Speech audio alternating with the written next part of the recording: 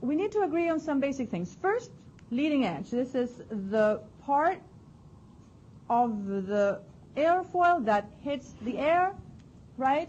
And it's usually curved, like you see in this picture. Then we have the trailing edge in the back. So the air will be coming this way. This is the air flow. And the trailing edge is at the back. The trailing edge is usually pointed, like that. Then the sort of the vector of the air, we usually call it the relative wind. We use that terminology for the air hitting an airfoil.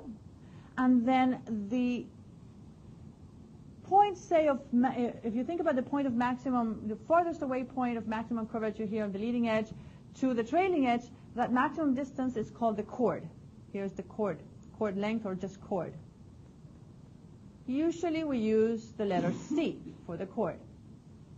The angle between the chord and the relative wind, here's the chord, here's the relative wind coming horizontally in this picture, this angle is called the angle of attack.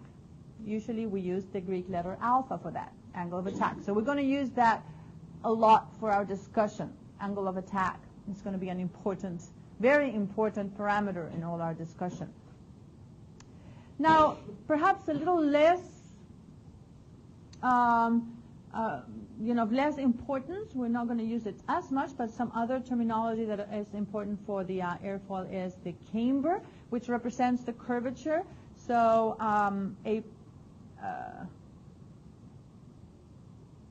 perfectly symmetric, that doesn't look very symmetric. Let me try again. Imagine that's a very symmetric airfoil, okay?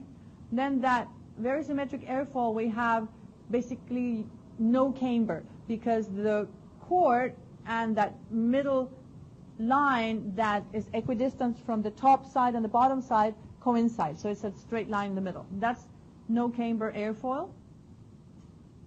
But then you have other airfoils that have a lot of camber. For example, the vanes in a turbine, in a jet engine or something, will have a lot of camber. Let me see if I can draw this.